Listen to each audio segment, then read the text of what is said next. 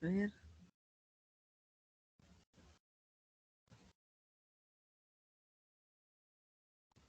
Ok. ¿Suelen ver las diapositivas, alumnos? Sí, doctora, sí se ve. Ok. Entonces empezamos. Delirio en el adulto mayor. Atentos, por favor.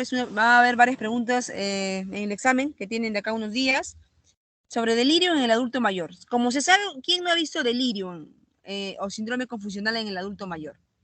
¿No? Esa confusión que se da en emergencia, ese adulto mayor que se está retirando la vía o que está agresivo y todo el mundo dice, ah, es demencia. Pues no, hay que diferenciar entre delirium y demencia. Se sabe que del 10 al 34% están en centros de atención, de un 42% en un internamiento hospitalario, es un 30% de servicio de urgencia. Esto puede, las estadísticas pueden variar, ¿no? Definitivamente.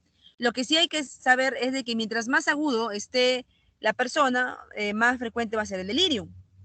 Solo de un 20 a 50% son diagnosticados. ¿Por qué solamente la mitad o menos de la mitad son diagnosticados? Porque todo, lamentablemente, hay mucho viejismo, pues, y todos echan la culpa a... todo esto se va a echar la culpa al envejecimiento, a la demencia, y no es así. ¿Ok? Hay que tener en cuenta que es muy común y que es más común en las salas de emergencia y que solamente un 20 a 50% son diagnosticados. El delirium se presenta generalmente, como ahí está, mientras más agudos, es decir, si están en UCI, se va a presentar más frecuentemente, ¿ya? El 60% residen en centros de recuperación funcional o residencias y un 83% de quienes precisan cuidados paliativos, ¿no? Mientras más agudo sea, más va a presentar delirium, ¿no? Incluso los pacientes que tienen enfermedades terminales a la larga van a presentar delirium, ¿no? Como los pacientes oncológicos. El delirium o síndrome confusional agudo es un síndrome, ¿verdad? Y como tal puede estar formado por varios síntomas y signos. Es un síndrome, estamos estudiando todos los síndromes geriátricos. Síndrome, compuesto por muchos signos y síntomas, y como es, su presentación es diversa, va a ser de difícil diagnóstico. Más que una enfermedad en sí mismo, representa una complicación de otra enfermedad subyacente, que muchas veces pasa desapercibida y que generalmente es la que marca el pronóstico, por lo que debe ser descubierta y tratada, siendo pues el diagnóstico etiológico del delirium una urgencia médica. Acuérdense, alumnos, si es cuando ustedes ya detecten delirium, tienen que ser urgentes, es agudo, o sea, urgencia, es una urgencia médica. Y ahora vamos a ver de qué consiste el delirio, qué signos y síntomas tiene, ¿no? Pero como bien lo dice acá, no, más que una enfermedad en sí mismo, representa la complicación de otra enfermedad que muchas veces pasa desapercibida. Por ejemplo, un adulto mayor con una infección del tracto urinario, a veces tiene delirio por la infección. ¿Qué vamos a hacer? Tratar la infección para que ese delirio desaparezca, ¿verdad? Entonces es una urgencia médica, alumnos, una urgencia. ¿Qué signos y síntomas puede tener? ¿Qué clínica? Bueno, acá hay diversas clínicas. Hay lo principal es la alteración de conciencia, capacidad para responder a estímulos externos o nivel de alerta. Generalmente está disminuida, menos frecuentemente aumentada, nivel de atención lo más sensible, incapacidad para entender preguntas, etcétera, ¿no? Y alteración en las funciones cognitivas, ¿no? Memoria, percepción y todo. Doctora, ¿cómo analizo todo eso? No se preocupen, ahora vamos a ver un cuestionario. Acuérdense que en geriatría tenemos instrumentos validados que nos van a hacer sencillo poder diagnosticar, diagnosticar al adulto mayor. Lo principal hay que saber es que hay dos tipos de alteraciones conductuales. Está bien, está agitado o está inhibido, o sea, está muy tranquilo, ¿no? Esa instauración aguda, señores, de horas a días, fluctúa a lo largo del día, empeorando sobre todo por la noche. Fluctuante, estando hiporreactivo o incluso asintomático durante el día. Hay cambios emocionales y emociones inapropiadas, ansiedad, agresividad, hipomanía, cambios autonómicos. Entonces es importante que el paciente con delirio tiene agitación, inhibición, instauración aguda de horas a días, fluctuación a lo largo del día, empeorando sobre todo por la noche, estando hiporreactivo o incluso asintomático durante el día. Hay cambios emocionales y emociones inapropiadas como la agresividad, ansiedad y hipomanía. Importante. ¿Y puede haber cambios autonómicos? Sí. Puede haber incontinencia urinaria, por ejemplo. ¿Cómo se da el delirium, señores? El delirium se caracteriza por una incapacidad del cerebro. ¿Todos presentan delirium? No. El que presente delirio es porque tiene menos reserva fisiológica. Ya hemos hablado en la clase de fisiología respiratoria sobre la reserva fisiológica. Es aquel paciente que tiene menos reserva fisiológica, es incapaz de su cerebro para responder a las demandas que se efectúen, siendo una respuesta a un daño cerebral, fundamentalmente neuroquímico difuso.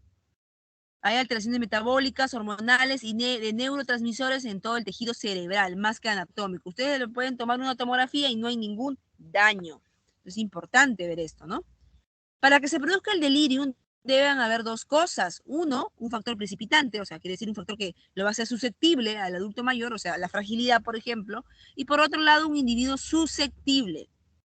No todas las personas tienen la misma facilidad para presentar este síndrome, ya lo hemos comentado, los vigorosos es muy difícil que lo presenten, ¿no? Dicha reserva cognitiva no es calculable, lo que sí puede hacer es determinar qué procesos disminuyen dicha reserva, ¿no? Por ejemplo, ahora vamos a hablar de qué factores van a disminuir esa reserva cognitiva, desencadenando el síndrome confusional agudo. Entonces, no todas las personas tienen la misma facilidad para presentar ese síndrome, si es cierto, ¿no? Entonces, algunos son más resistentes, como los vigorosos. No todos van a presentar, pese a que van a tener la misma infección, el mismo desencadenante, no la van a presentar todos. Acá les presento, alumnos, a los factores precipitantes. Por ejemplo, el paciente que tiene demencia va a tener mayor riesgo de hacer delirio. El paciente que tiene enfermedad grave, la edad, los factores de riesgo cardiovascular, déficit nutricional, alcoholismo, déficits sensoriales, catéteres, depresión, antecedentes de delirio. Todos son los factores que van a precipitar, alumnos, precipitar.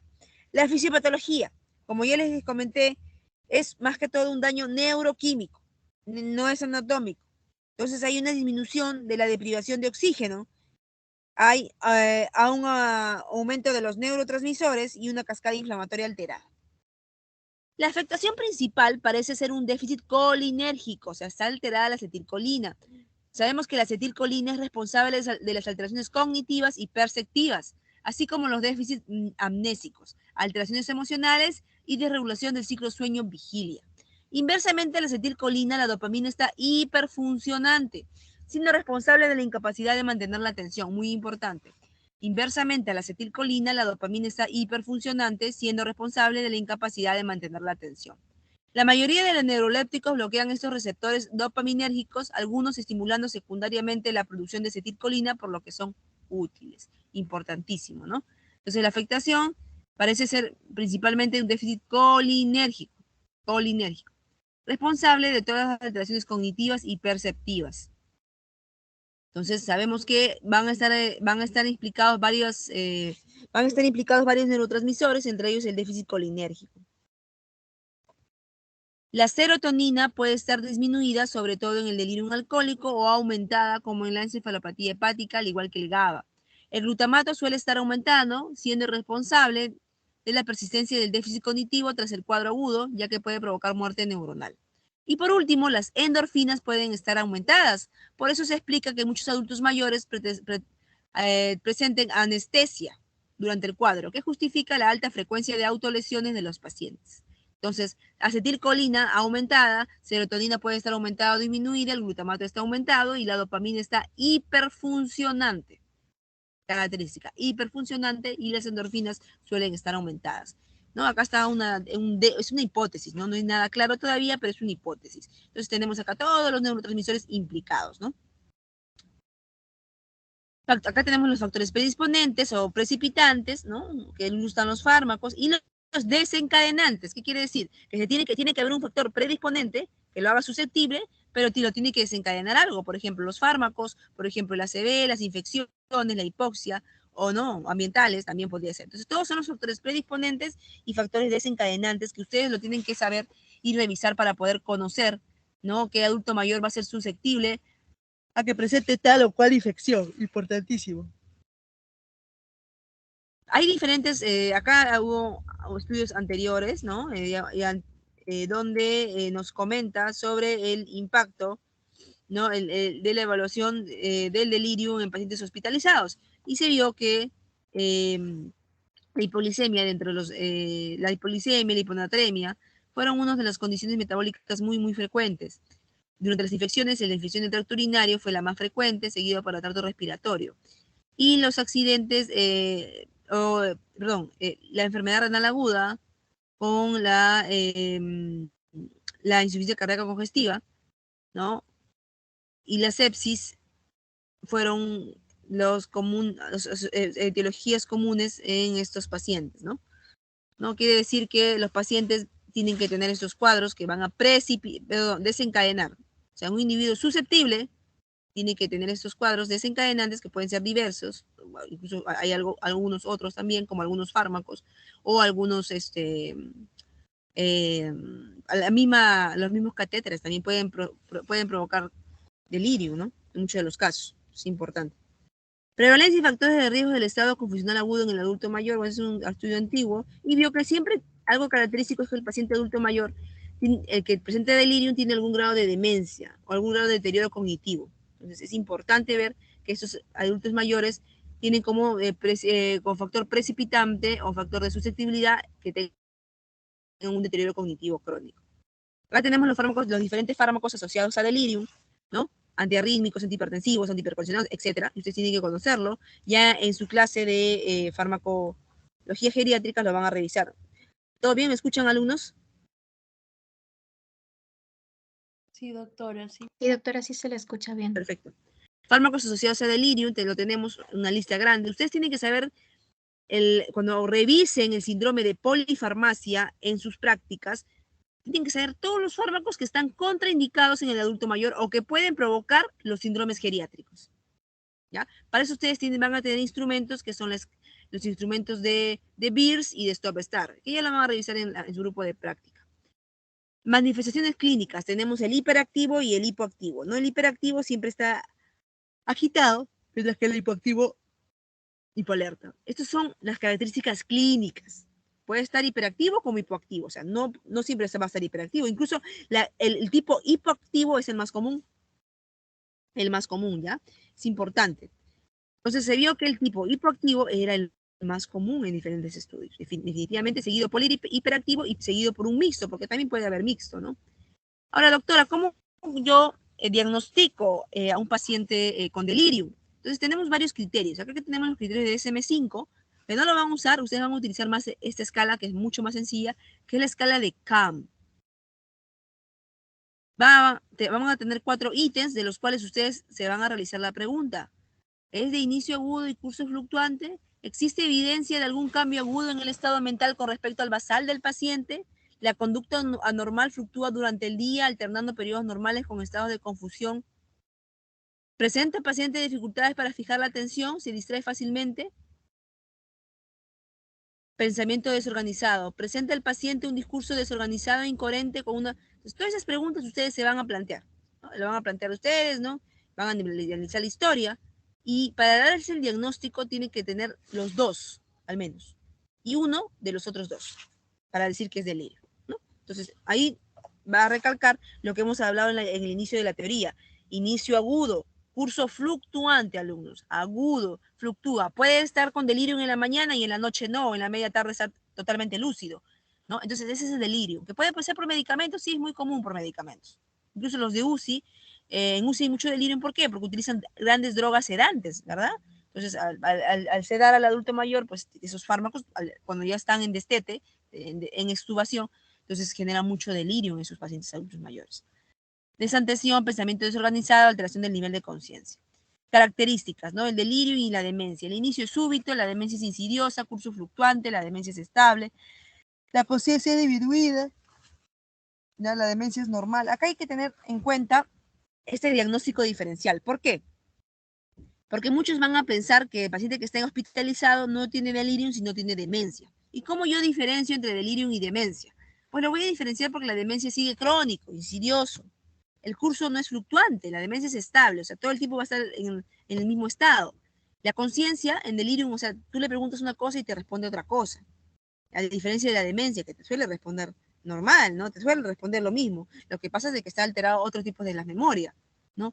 Entonces, todo eso son características que va a tener un paciente con delirio y un paciente con demencia. Importantísimo. Delirium, manejo. Para manejar delirium, ustedes tienen que tener diferentes objetivos. Entre ellos, Detección y corrección de la causa del delirio. Acuérdense, siempre la causa, alumnos, la causa, porque este es un síndrome geriátrico que se va a caracterizar por determinar cuál es la causa del delirio, ¿no? Primero hay que buscar la causa para poder tratar. Brindar medidas de soporte y prevención de complicaciones, si es cierto, que ahora vamos a verla. Manejo de las manifestaciones. Claro, si está hiperactivo, está totalmente hiperactivo, hay que manejarlo, hay que tranquilizarlo, ¿no? Pero si está hipoactivo, hay que buscar la causa desencadenante. Educar a los pacientes y a sus familiares o cuidadores. Muy importante. ¿Qué le voy a pedir? Le voy a pedir toda la batería del examen. De exámenes, si estamos pensando que es delirio, porque puede ser una infección, puede ser un trastorno metabólico, etcétera, hasta una tomografía, y pese a que no va a salir daño anatómico, podría ser un ACV que está provocando delirio, entonces sí se va a ver en la anatomía. Prevenir complicaciones, ¿no? Ya lo que quería decir es que hay que proteger la vía aérea, mantener la estabilidad hemodinámica, brindar soporte nutricional, cuidado de la piel, movilizar, prevención de TEP o TEP. Esas son las complicaciones que se van a dar en un paciente con delirium, ¿no? Se van a tener que evitar, ¿no? Es prevenir. Por eso siempre hay que proteger la vía aérea, mantener estabilidad hemodinámica, lo primero que tiene que hacer cuando llega un paciente con delirio, todo esto. Manejo de las manifestaciones. Cuando ya hay manifestaciones, por ejemplo, el delirio en sí, el hiperactivo, hay dos tipos de manejos, el no farmacológico y el farmacológico. El no farmacológico es importante porque regula fármacos anticolinérgicos psicoactivos, reorienta al paciente, eso son todo lo que debe de cumplir, o sea, todo el manejo no farmacológico, acá en geriatría es muy importante el manejo no farmacológico, importantísimo, porque eso lo van a hacer a todos los pacientes, antes de empezar con los fármacos, que incluso muchos de los fármacos no son inocuos, pueden dañar. Entonces hay que tener en cuenta que no siempre utilizar los fármacos, solo en casos necesarios.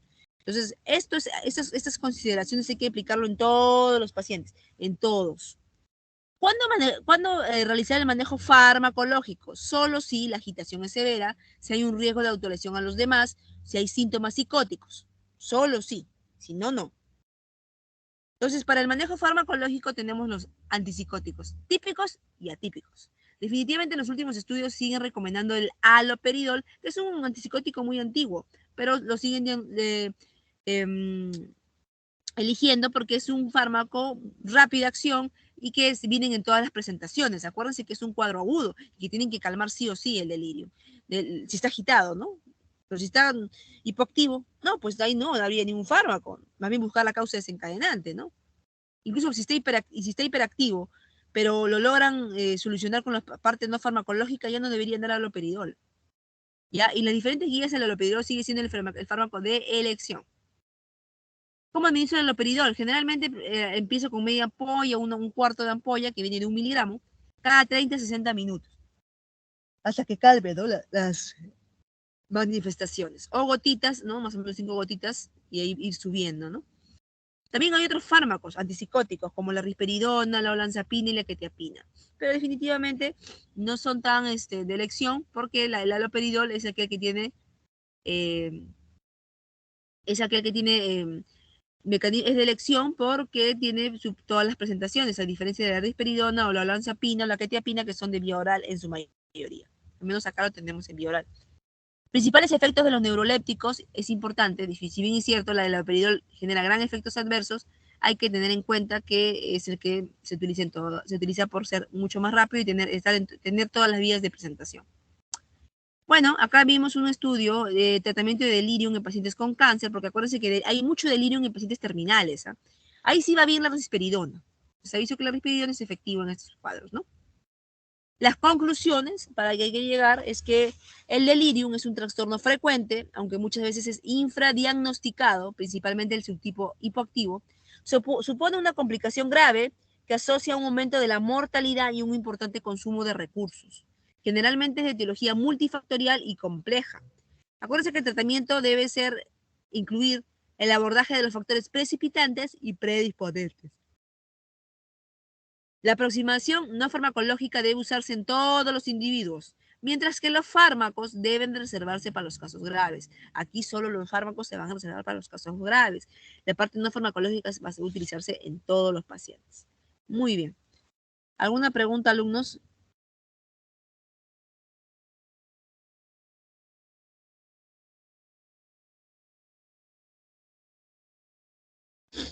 ¿Alumnos? Delegada. Si no hay preguntas, empezamos con la moderación de prevención en geriatría. ¿Lucero? Sí, doctora. Bueno, no hay preguntas, ¿verdad, compañeros, para empezar, sino sobre lo otro? Ya, bueno, voy a empezar entonces porque no hay preguntas. ¿Tú, Lucero, expones? Y hoy día voy a exponer sobre Perfecto, prevención en geriatría. proyecta tus diapositivas, Lucero. ¿Ya? Entonces, delirio en Ya, alumnos es muy frecuente. ¿Sí? Ustedes tienen que saber manejarlo. ¿Cómo lo van a manejar? Conociendo los factores precipitantes, los predisponentes. Y siempre buscar. Porque el delirio no es porque sea de demencia, hay que diferenciarlo de demencia. Si bien es cierto, el paciente con demencia va a tener más, va a tener mayor predisposición, sí, va a tener mayor predisposición. ya. Ahorita no puedo compartirlo un segundo, por favor. Ok, te esperamos.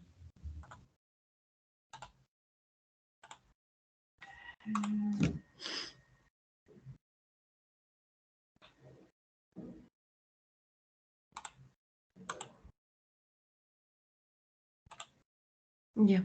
Creo que se puede observar. ¿Me pueden confirmar, por favor? No, las diapositivas no. ¿No? Ya, sí, Ah, ya. ahora sí. Ya, bueno.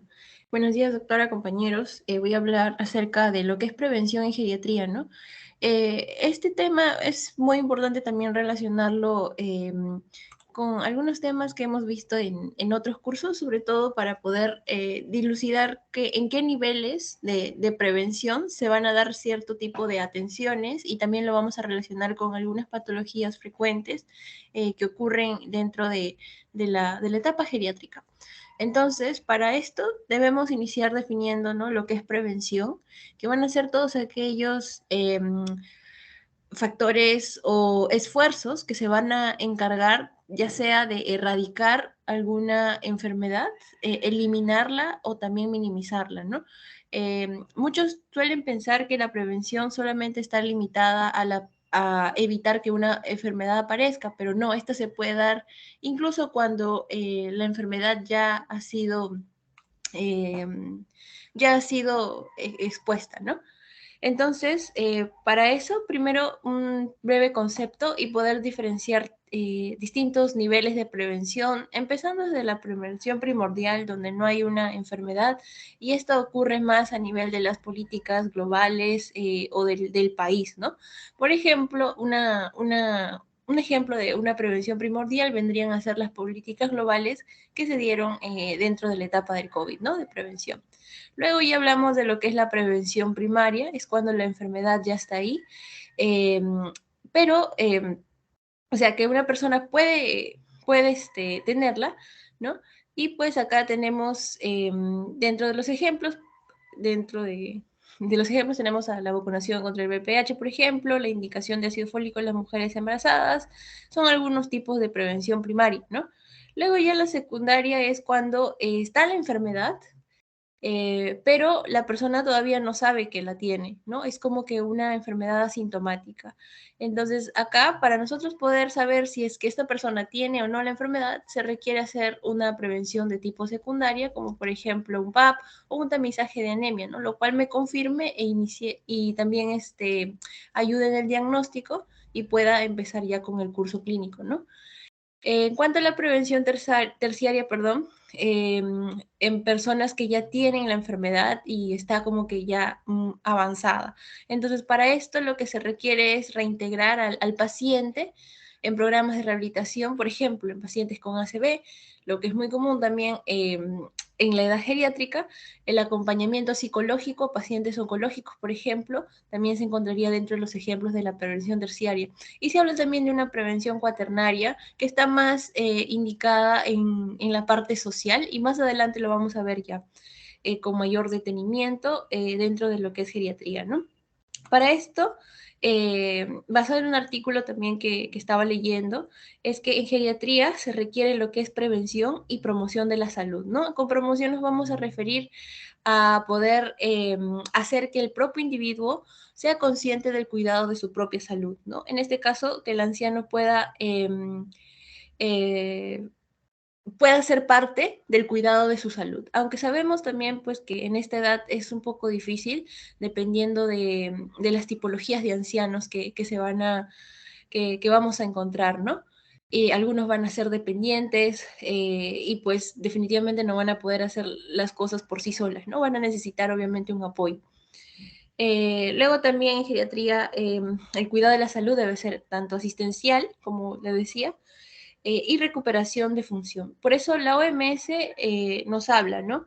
Que la salud de las personas mayores, recomendación de la OMS, pues debería medirse en términos de funcionalidad, ¿no?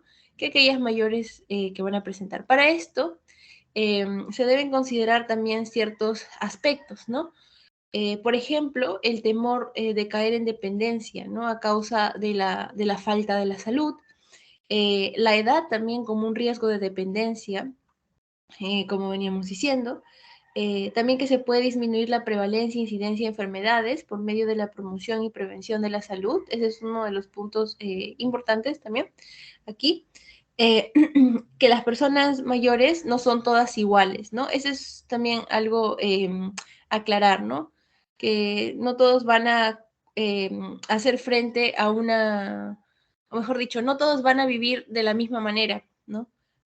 Y pues también es por eso que se debería tipificar a las personas mayores para poder especificar el tipo de prevención que se va a aplicar. Entonces, acá, por ejemplo, tenemos la tipología de ancianos, ¿no? Los perfiles clínicos que están más orientados. Por ejemplo, tenemos al anciano sano o el adulto viejo, como le dicen, ¿no? Que es donde se va a encontrar en una edad avanzada y va a haber una ausencia de enfermedad objetivable, ¿no? Acá, en cuanto a las actividades instrumentales de la vida diaria, este paciente anciano sano va a ser independiente para todas estas. En cuanto a las actividades básicas de la vida diaria, como por ejemplo es tanto comer, despertarse, todo ello, bañarse también incluso, va a ser independiente para todas, ¿no? En cuanto al comportamiento de una enfermedad, va a tener baja tendencia a la dependencia, ¿no? Y en cuanto a la probabilidad de desarrollar síndromes geriátricos, también va a ser baja. En cuanto al anciano frágil, ya va a ser un anciano de alto riesgo, ¿no? Acá vamos a encontrar el paciente que tiene una edad avanzada y alguna enfermedad o alguna otra condición que va a mantenerse compensada, ¿no? O sea, en equilibrio con el entorno. Y también va a haber alto riesgo de descompensación y alto riesgo de volverse dependiente, ¿no? Este paciente es el que ya está a puertas de necesitar de alguien más, ¿no? En cuanto a las actividades instrumentales de la vida diaria, va a ser dependiente, ya sea para una o más. Y en cuanto a las actividades básicas de la vida diaria, va a ser independiente para todas, todavía va a ser independiente para todas, ¿no? En cuanto al comportamiento de la enfermedad, va a tener alta tendencia a la dependencia y en cuanto a la probabilidad de desarrollar síndromes geriátricos, va a ser muy alta. Y ya el paciente geriátrico va a ser el paciente que va a padecer de algunas enfermedades crónicas, tiene una edad avanzada y estas enfermedades van a provocar que este paciente dependa de alguien, ¿no? Por eso suelen estas enfermedades también acompañarse con algún tipo de alteración mental y algún problema social, ¿no? Porque ya ellos pierden la confianza en sí mismos y pues tienden a sentirse también inútiles, ¿no? Como que ya no están como que, porque dependen de alguien, ¿no? Entonces, tanto las actividades instrumentales como las actividades básicas van a ser muy dependientes, ¿no? Para una o más. En cuanto al comportamiento de la enfermedad, esta va a tener una tendencia a mayor progresión de la dependencia y la probabilidad de desarrollar síndromes geriátricos también va a ser muy alta, ¿no? Entonces, ¿por qué prevenir en geriatría? Fácil, en resumen. Primero, porque se necesita promoción y prevención de la salud, porque también esta me va a ayudar a prevenir y controlar las enfermedades crónicas, sobre todo en los pacientes geriátricos, como ya lo habíamos mencionado, y porque esto también nos va a ayudar a contar con servicios sanitarios eficientes para las personas mayores en el en el nivel primario, secundario y terciario, ¿no? Esto sobre todo porque nuestro sistema de salud hemos visto que no está tan bien condicionado y menos para las condiciones pues que un adulto mayor requiere, ¿no? Entonces eso también nos va a ayudar para poder diagnosticar eso. Bueno, entonces vamos a ir viendo por etapas, ¿no? La prevención primaria la medicina preventiva primaria debe ser primero una continuación de la desarrollada desde la infancia, ¿no? Esta va a tener el objetivo de eliminar los factores de riesgo y también poder adoptar una forma de vida saludable, ¿no? A través de conceptos educacionales que se deben adquirir en edades anteriores, ¿no? Y deben mantenerse definitivamente en la vejez. Entonces, esta va a estar basada, como decíamos, en promoción y consejos, perdón, de la salud. Habíamos dicho que va a tener como objetivo prevenir enfermedades, prevenir el deterioro tanto físico como mental, prolongar el periodo de vida independiente, sobre todo, y mantener y potenciar la calidad de vida. ¿Qué es lo que podemos considerar dentro de la prevención primaria? Algunos consejos dentro de esta para poder fomentar y promocionar la salud. Primero, la alimentación, ¿no? Esta debe ser inofensiva, nutritiva, económica, sabrosa y variada, ¿no? Sobre todo para que el paciente pueda ser más fácil de que lo pueda ingerir. Sabemos también que más de la mitad de los ancianos tienen problemas en las dentaduras, ¿no? Entonces, ello le impide a que puedan masticar adecuadamente. Entonces, por eso también hay que tener en cuenta ello, qué comida se les van a dar dependiendo de los problemas que tengan, ¿no? Además, otro punto también es, hay pacientes ancianos que cursan con depresión y ansiedad, lo cual puede provocar también trastornos, ¿no? Trastornos ya sea en alimentación por exceso o por defecto. Otro punto importante también a tener en cuenta en el punto de alimentación es la toma de fármacos. Hay algunos fármacos que pueden restar apetito, ¿no? Y también la pérdida funcional de algunos órganos de los sentidos. Entonces, esto puede hacer que el paciente tenga hiporexia, pierda el gusto, el apetito en este caso, ¿no? Por comer. Ahora, ¿qué consejos también seguir? La dieta debe ser rica en fibra vegetal, tanto en frutas y verduras. Esto para poder prevenir lo que es muy común también en ancianos, que es el estreñimiento. Y también esta dieta pues debe contener al menos 800 miligramos de calcio al día y esto se va a conseguir obviamente a través de una dieta variada, ¿no? Otro punto importante que se menciona dentro de prevención primaria es en cuanto a la higiene. Esta higiene individual debe preservarse, ¿no? Hay muchos adultos mayores que se van a despreocupar por la higiene personal y su vestido, ¿no? Entonces, esas actitudes van a influir también negativamente a nivel psíquico dentro de ellos mismos, los hace verse más frágiles a la enfermedad y también limitar su relación social con el entorno, ¿no? Es por eso también que es importante acá que ellos puedan cuidar y limpiar sus dientes y prótesis dentales, que es muy común que lo puedan usar. Y otro en cuanto a los malos hábitos, por ejemplo, el anciano fumador debe conocer cuáles son los riesgos, ¿no? Y en cuanto a ello, tomar una actitud individualizada. O sea, tener en cuenta cuál es el factor de riesgo que ocasiona cada caso y en relación al estado de salud y su esperanza de vida, ¿no? Bien, el otro punto también es en cuanto al alcohol, ¿no? El alcoholismo debe evitarse por las enfermedades que puede provocar o descompensar también, ¿no? Eh, la soledad y la pobreza van a favorecer mucho el alcoholismo en el anciano, ¿no? Así como también hábitos previos alcohólicos. Entonces, esto también es muy importante. Vemos muchos casos de ancianos, pues, que son abandonados, viven solos, y eso va a ser como que un factor predisponente a que puedan no dejar lo que es el alcoholismo, si es que antes lo han hecho, ¿no? Otro punto también, evitar el sedentarismo, ¿no? Lo cual evita, perdón, o disminuye la capacidad funcional del individuo. Es recomendable que pueda empezar a realizar ejercicio físico controlado, paseos diarios y obviamente acá algunos tips importantes. Lo que es la educación sanitaria, esta siempre debe estar muy, muy presente en cuanto a la familia, a la sociedad del individuo, la preparación a la jubilación en muchos casos, el desarrollo de actividades, entre otras, ¿no? Lo cual va a favorecer el envejecimiento más favorable.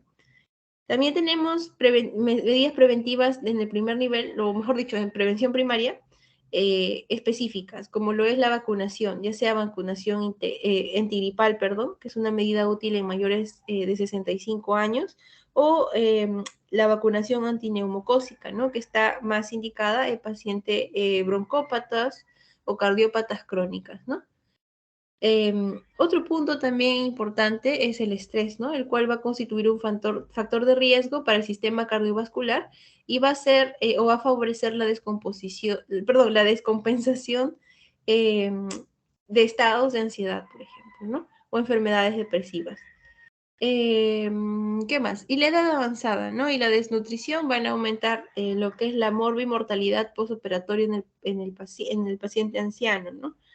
Es por eso también importante adecuar el estado nutricional y la utilización de antimicrobianos que está indicada en estos casos. Sobre todo, el fin es poder también fomentar la socialización en medida efectiva para acceder a una vejez más saludable y de calidad, ¿no? Como decíamos, tanto la soledad y el aislamiento van a ser factores del individuo que van a favorecer la descompensación de sí mismo o lo que son las depresiones.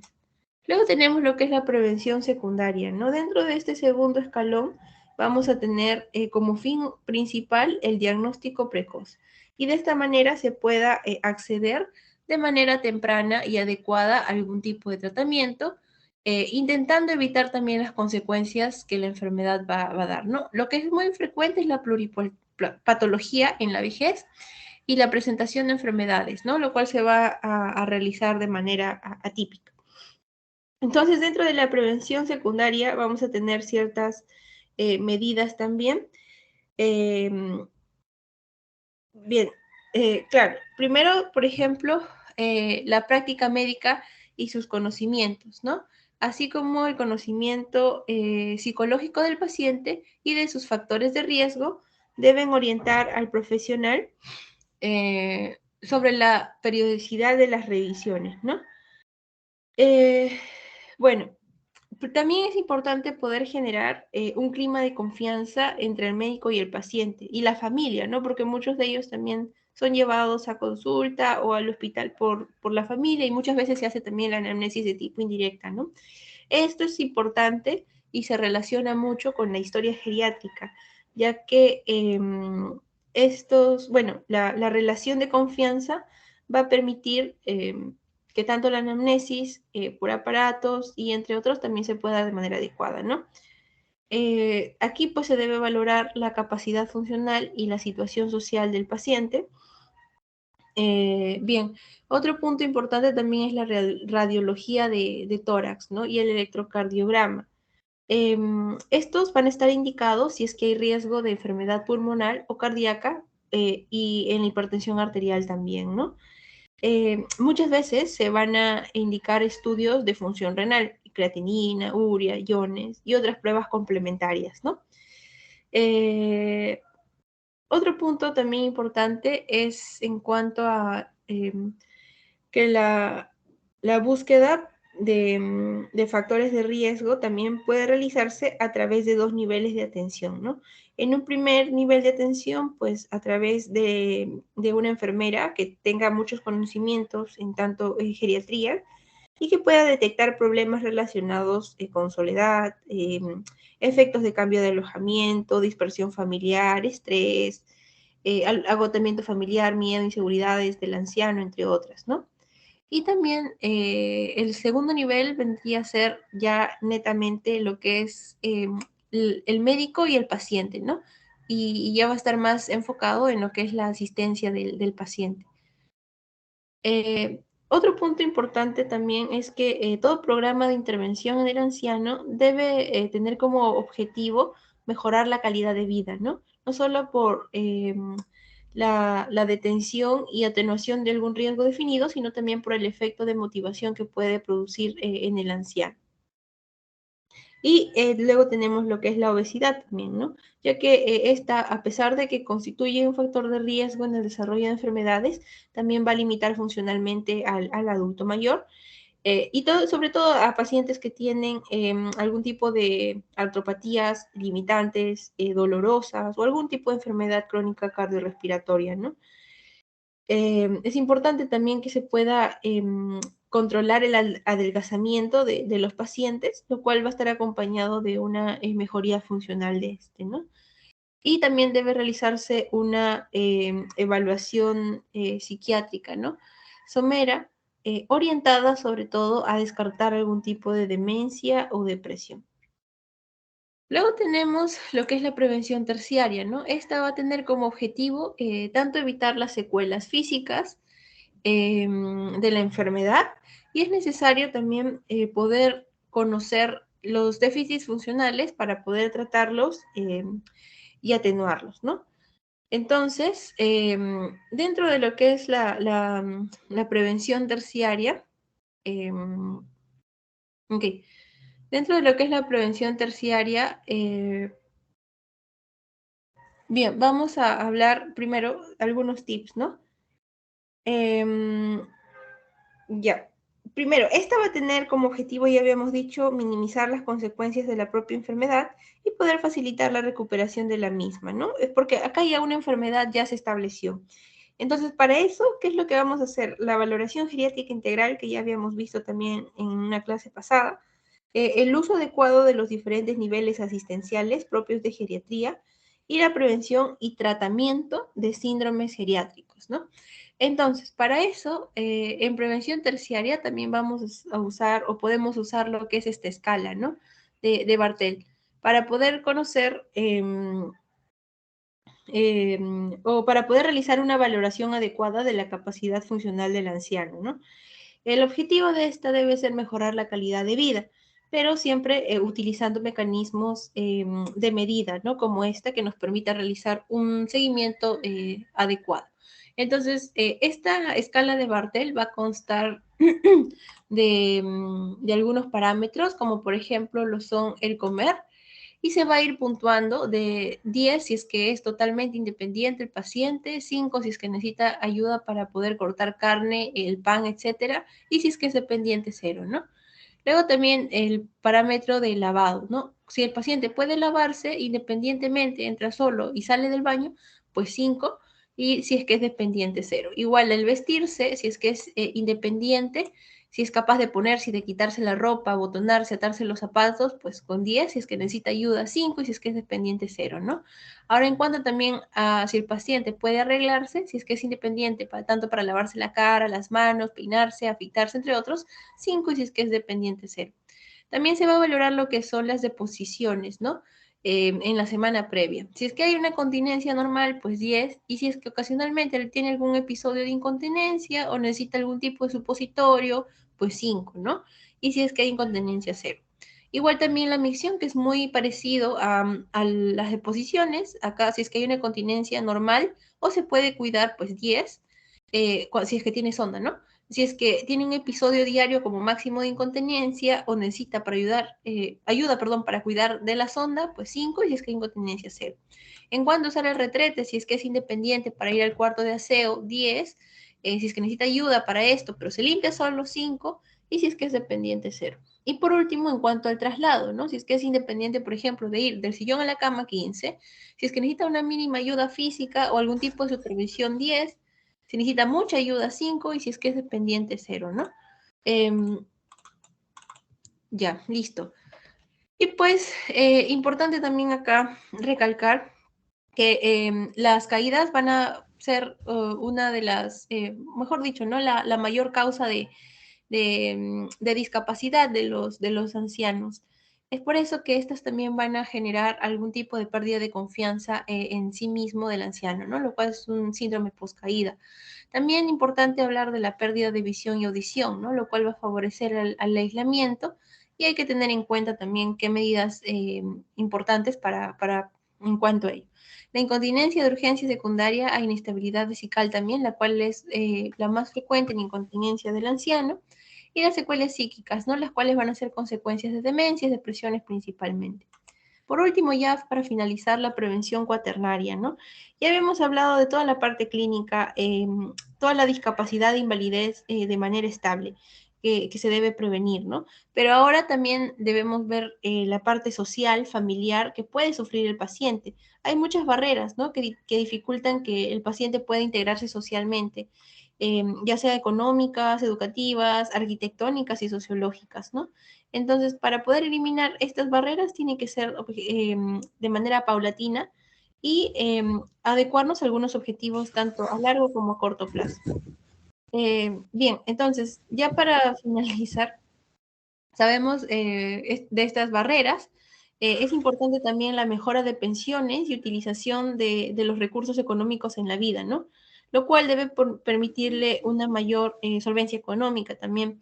A veces este es un problema de los ancianos o de los adultos mayores porque muchos de ellos viven solos, ¿no? ¿Qué más? Bueno, en cuanto sabemos, el anciano es un miembro de igual rango social que otro y esto debe ser difundido y asumido por la sociedad en la que vivimos. También muchas veces tienden a ser maltratados, ¿no? Bueno, debe prestarse el apoyo sanitario y social al enfermo y a su familia para poder prevenir la desadaptación, perdón, social y familiar a través de algunas medidas positivas, ¿no? A desarrollar en estos sentidos, como por ejemplo el desarrollo paulatino de atención domiciliaria con contenido social y sanitario, en la cual debe intervenir el trabajador domiciliario, el asistente social, un trabajo multidisciplinario, ¿no? Y por último, en la atención preventiva del anciano a todo nivel, siempre debe haber una intervención mixta de las instituciones sociales y sanitarias, lo que decíamos, el ámbito multidisciplinario, ¿no? Así como también el apoyo de la familia con el objetivo de evitar enfermedades, minimizar las consecuencias y facilitar la adaptación social del individuo. En conclusión, el objetivo principal, ya sea de cualquier tipo de prevención que hemos visto en estos niveles, va a ser poder garantizar la mejora de la calidad de vida del anciano. Así este pueda vivir más años y puedas vivirlo de lo mejor posible, ¿no? Bueno, eso es todo. Muchas gracias. Muy bien, Lucero. Bien. Entonces, muy bien, Lucero. Lo que hay que hacer énfasis, ¿no? Que la prevención es un principio básico de la geriatría. Básico. O sea, tienen que hacer prevención en todos los pacientes, en todos los síndromes geriátricos, porque muchas veces con prevención es mucho más fácil hacer prevención que tratar a las enfermedades o llegar a una prevención terciaria, cuaternaria. Porque acuérdense que los adultos mayores se recuperan mucho más lento, suelen complicarse, ¿no? Entonces, por eso es que ustedes ya llevaron un curso de prevención, me imagino, en salud, cuando, en primeros años, en el curso de salud pública, o bueno, o el nombre que hayan llevado. Acá en geriatría tiene que hacer bastante promoción y prevención. Y para todos los síndromes geriátricos es lo mismo. Incluso ya acabamos de ver el síndrome de delirio, ¿no? A veces no nos logra hacer la prevención primaria en muchos de los síndromes como delirium, pero sí logra una secundaria o una terciaria, ¿no? Muchos de los casos. Pero algunos puede haber prevención primaria, ¿no? Por ejemplo, en el síndrome de caídas, ¿no? Un gran ejemplo del síndrome de caídas para hacer prevención primaria.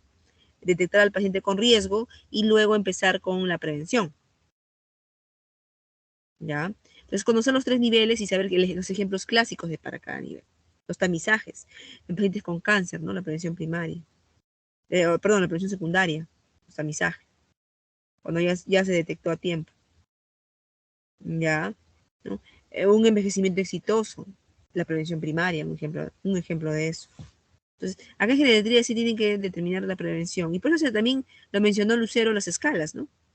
En pacientes ya frágiles, ¿no? Como una prevención terciaria o cuaternaria. ¿No? Realizar las escalas que ustedes ya la vienen realizando en el grupo de práctica. ¿Ya? Muy bien. ¿Alguna pregunta, alumnos?